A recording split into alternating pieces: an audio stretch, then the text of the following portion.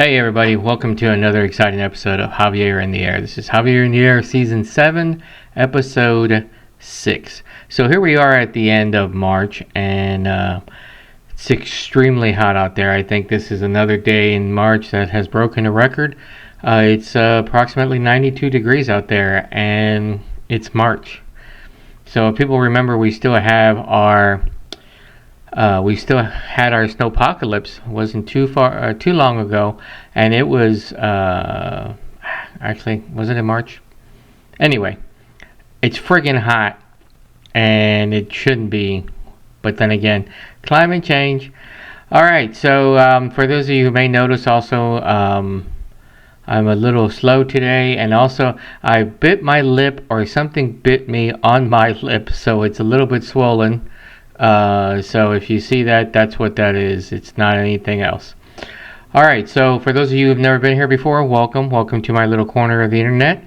For those of you who've been here before, welcome back. So let's go ahead and get going with our Trash in the Hood.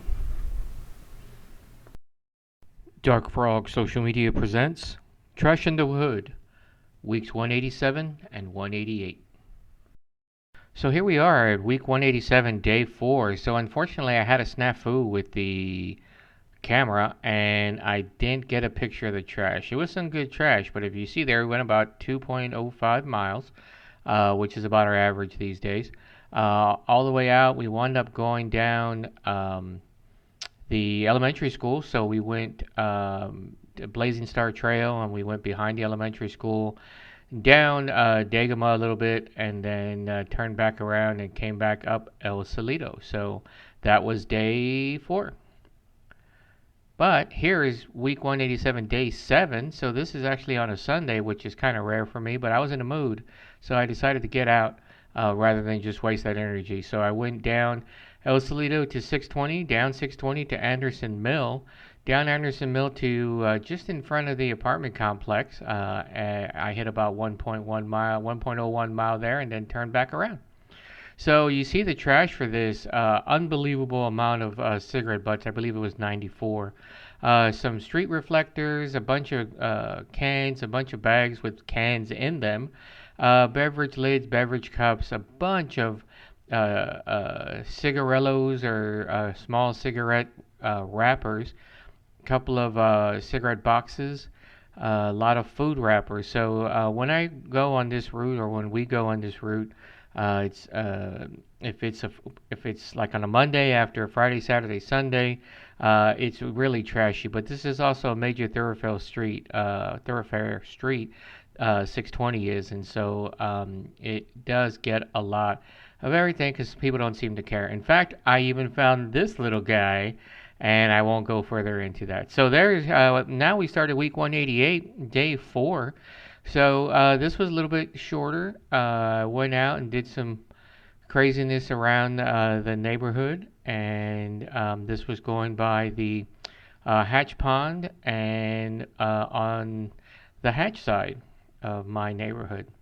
And so from here, we got only a little bit of cigarettes, one cigarette box, a lot of trash. So this was day 4. So this is a Thursday, but I hadn't hit it in a couple of days, or even a week or so, plus a plus week.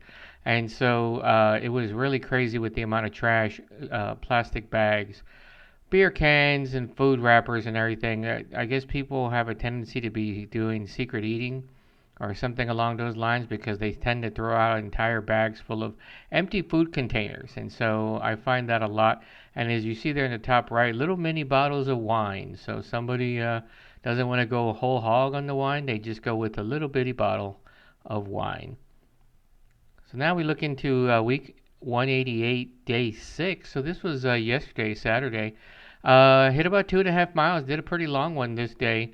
Went up El Salito all the way to, I believe it's Fence Post, and then Fence Post out to Anderson Mill, which again is a crazy street, right there by the HEB, and then all the way back up to 620, and then 620 back home. So here's this Mondo assortment. You see there a crushed vape pen, a crushed lighter, about 35, 37 cigarette butts, a cigarette box, a lot of food wrappers, as I was alluding to earlier, a couple of bags full of empty food containers and beer cans, a hat, a glove, and a bunch of plastic and paper and car parts. And then you see just to the right of the broken vape pen and lighter is an actual stand-up for your web camera. So it was a stand-up tripod type of thing. So very interesting. And then after I got home, I realized, or I saw on the walk that there was a bag of something, but it was too big for me to carry. And so after I got home, I thought about it and I said, well, I might be the only one that can see it or the only one who's thinking about it. So I went ahead and went back and grabbed it.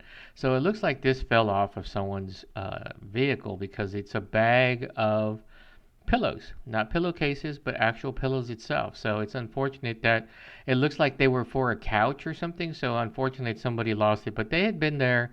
I noticed it when I had been driving home that it was there. So it'd probably been there at least 4 days. So I didn't feel too bad about picking it up and throwing it away. All right, so there you have it. And excuse some of the mispronunciation or slurring you may hear. Again, it's this lip. I didn't realize it was that bad until I started recording today. All right, so there you have it for the trash in the hood. So for those of you once again who have asked and hadn't seen this before, I've been doing this for about 188 weeks. You can figure out how many years that is, and it keeps me accountable from walking for not only for walking and picking for walking, but also for picking up trash. So I decided when I started the health kick that I'm currently on to try to keep walking because it's one of the best forms of exercise for you if you're not doing die-hard cardio or into a sport or anything like that.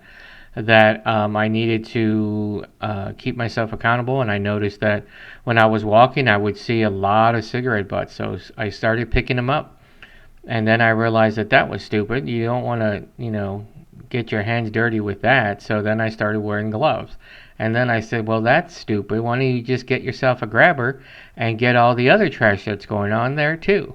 So I started doing that and started picking up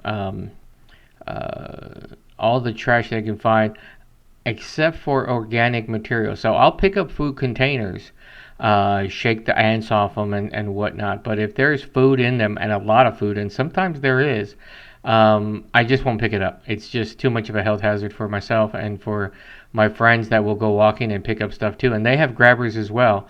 But we've made the conscious decision that that's not something we can do. Sometimes I can shake it out and that's fine. But if it's like a whole, one time it was like a whole order from a chicken place and didn't even seem like they ate it. They just threw it out the window. So I don't know what was going on there.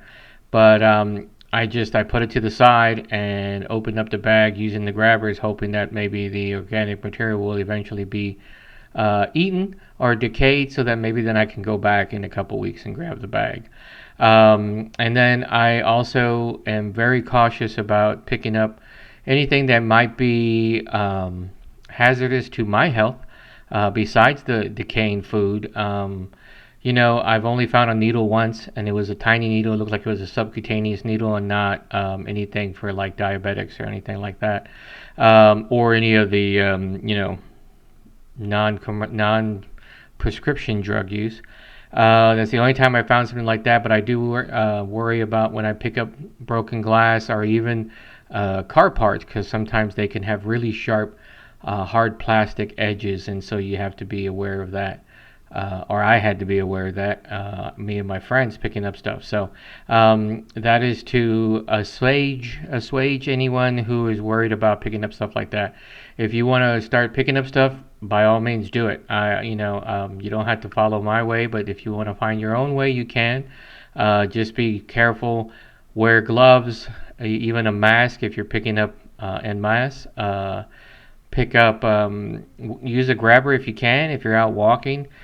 Plan your route if you're not used to what the route is, and decide, well, I can only walk this far, so I'm going to go this route. And then the next day or 2 days later, you can say, well, now I'm going to go on this route, and mix it up. And then soon you'll know your neighborhood much better than you thought.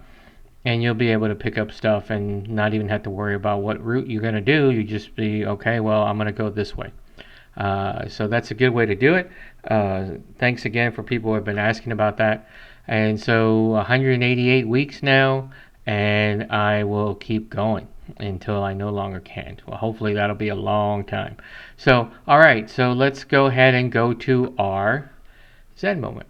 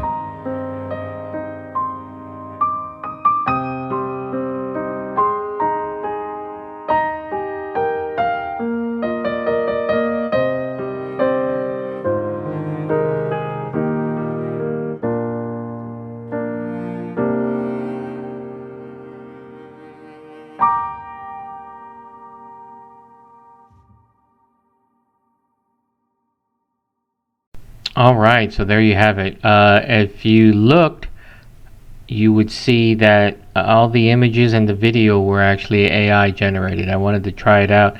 They keep updating the software that I use, and they keep trying, and it does its best if you keep it simple, stupid. Basically, that's the way. If we use the KISS theory, then it would actually probably do something decent. But I tried to do a couple of different things on the video, so I put that back to back to back so you could take a look at it. Basically, what I put in there was to have a point of view of watching an old man. The old man is walking, starts to walk faster, starts to almost run, and then jumps into the air, and instantly his arms become wings, and then the wings. Then he flies over a cliff that's overlooking the ocean, and then he dives into the ocean and becomes a merman, and then turns around and smiles into the camera, which is the point of view of us watching him. If you watch the video, you notice that it didn't exactly do that. So AI again is not quite there, as we've seen and as we've heard about in various articles across the country the past couple of months, even the past year or so. So I need to remember to keep it simple, stupid, and maybe I can get something that's more exact to what I wanted to do. Maybe I'll have multiple short sentences and then generate it, but I'm just using the free points that I have, so it's not quite there. Anyway, so let's go ahead and go to our Jav-A Beans. This one, I only have an image. It was by myself, and I didn't think about it till I was already getting ready to drink it. But it's a new place, so let's take a look.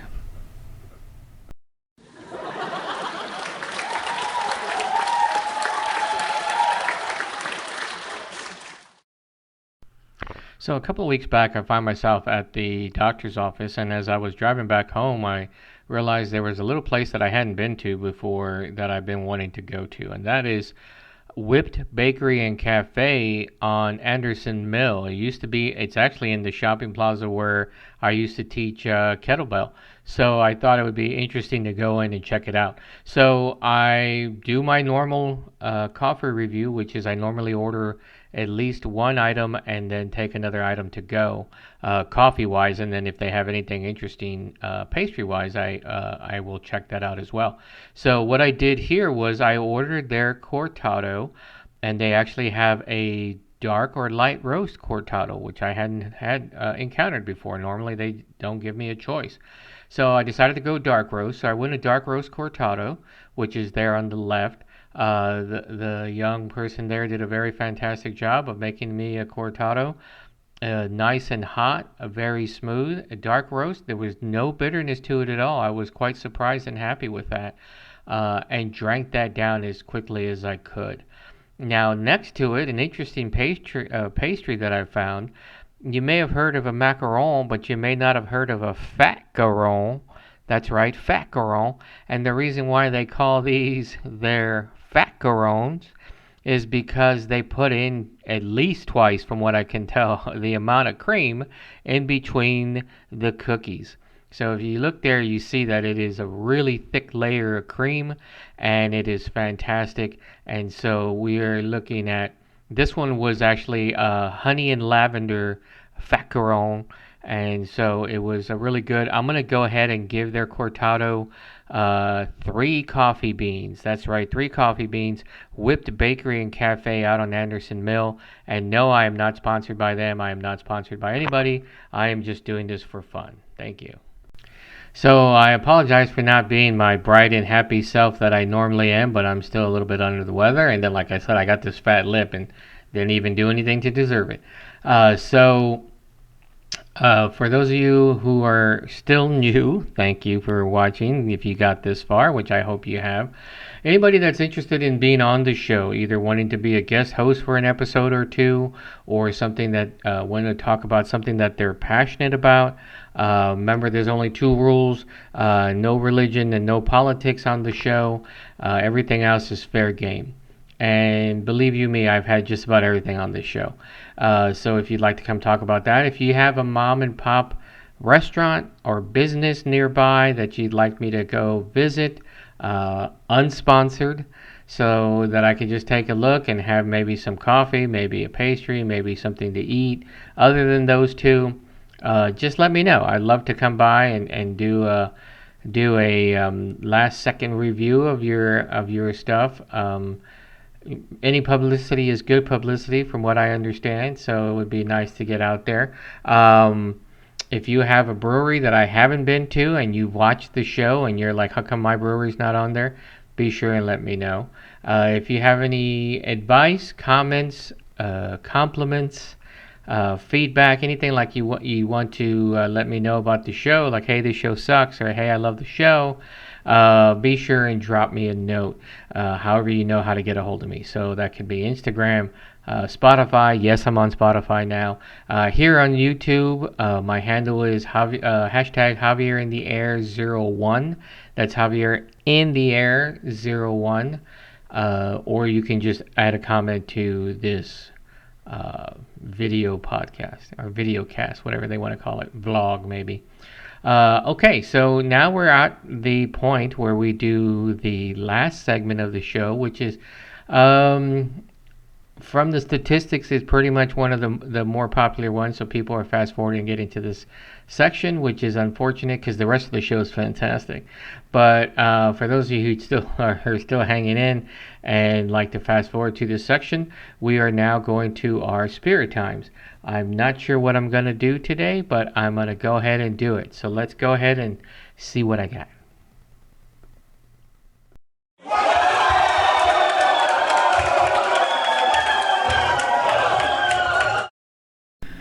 Okay, so in honor of this past St. Patty's Day, I'm going to go ahead and do a Irish whiskey, but a little bit of a change up. Not much, it's still going to be whiskey, but what I'm going to do is I'm going to take this and put the microphone closer. I'm going to go ahead and have this, and let me take off my peepers. Well, no, I got to talk about this first. So I've had this on the show before, but never, I don't think I had it with coffee. So I'm going to go ahead and do this. So I did have a coffee liqueur tasting party, actually quite some time back. If you check the archives, you'll probably find it. And so this was a submission that someone brought. This is a product of Ireland.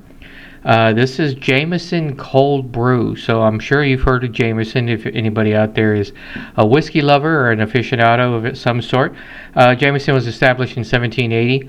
This is something that's relatively new for them. It's only 30% ABV, so it's 60 proof, which is about what you would find for something of this sort. This is called Jameson Cold Brew. So it's whiskey and coffee. Jameson Irish whiskey infused with natural cold brew coffee flavor. Now, I've had problems before, and those of you who may know me and have gone to my parties, I've had problems before with flavor. So I did have something one time that was flavored, not part of the actual distillation or fermentation process, and it turned out to be absolutely dreck. It was absolutely horrible. So I'm hoping this is not the case. So if you look here, you will see, let me clear up my spit take from my coffee here, get that going. So I had to use a holiday so you could see through the glass. I didn't use this glass in the microwave because it does have a gold flake, or whatever you want to call it, gold on the rim and on the bottom. I don't know if you can see it, but I didn't want to nuke this and then have it destroy the gold on there. Even if it's artificial gold, it looks cool. So and then I'm using the Jameson Cold Brew whiskey. I'm going to go ahead and free pour it. If I can get this off, here we go. And I just realized I don't have anything to mix this with, so I'll find something here in a second. So I'm going to free pour this. I don't recommend this if you'd like to actually make this for friends and family. If you do, Irish whiskey usually comes in at a shot or two, depending on the size of your mug and what type of coffee you're doing, and which do you want the flavor to come out more with. Do you want it to come out more whiskey flavor, or do you want it to come out more and pick up the notes of the coffee itself? So I poured myself a healthy dollop in here, probably about a shot, which is a little much for this glass, but I'm going to go ahead and do it. I found something to mix it up with, which I'm not going to tell you what it is, because you'll probably be, look, that's nasty. But hey, it's clean. So I mixed it up, and now we're going to go ahead and try it. So again, this was Jameson Cold Brew, which is whiskey infused with coffee flavor. And this is an espresso that I have. And so here we go, Slanchelle.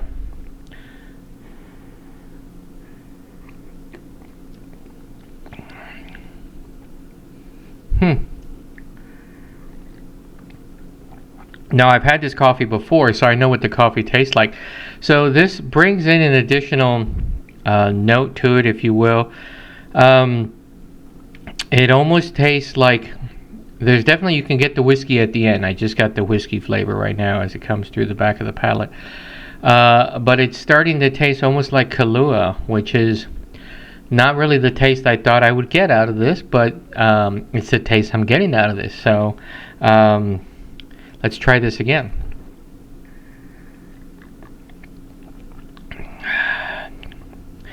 I like it because I like the coffee, and then I just get the whiskey at the end there. So maybe I didn't put enough in, but I don't want to start mixing, and the next thing you know, I'm really slurring my speech. It's not just this fat lip.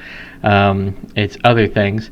But it's not bad. It's not bad at all. I am going to go ahead and give this, you know what, it's really good like on a winter's day. You know, it's supposed to be winter here now at 92 degrees outside.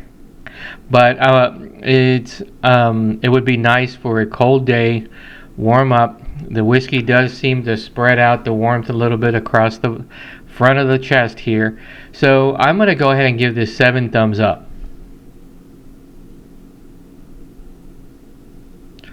Hopefully that was 7. And so if you have a chance or you have this in your liquor cabinet like I did, and you want to try something different with it other than just having it straight, or hey, I'm drunk, I want to try some stuff, and you are around St. Patrick's Day, or you want to be around, or you just want to have some coffee on a Sunday morning and you have nowhere else to go, and you decided that you're just going to sit out on your back deck or wherever you may want to sit out, enjoy the view, enjoy the atmosphere, and have a little something something. So this was Irish coffee using Jameson cold brew. All right, everyone. So still having some of that coffee. That's the show this week. I hope everybody enjoyed it. Please let me know what you think about it. Please tell your friends and family and people you love or people you hate to watch the show. I would appreciate it. I am trying my best to get this more up and running so that more people can view it and hear about it and know about it and actually want to view it. So if you have any ideas for me, please let me know. I will be back in 2 weeks. I am trying to get the garden going. I will have pictures for that.